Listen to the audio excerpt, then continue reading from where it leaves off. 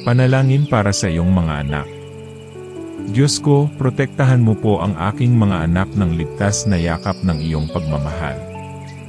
Hawakan mo po sila sa iyong mga bisig sa sandaling hindi ko sila masamahan.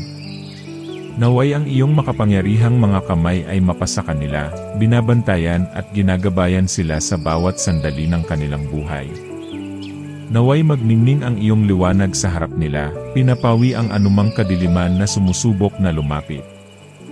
Kapag nahaharap sila sa mga hamon, naway maalala nila na hindi sila nag-iisa, dahil ikaw ang kanilang kanlungan at lakas. Hawakan mo po sila sa iyong mga bisig, na nag-aalok sa kanila ng kaginhawahan at seguridad sa mga sitwasyong hindi ko sila masamahan. Protektahan mo po sila mula sa anumang pisikal, emosyonal, o espiritual na pinsala. Amen.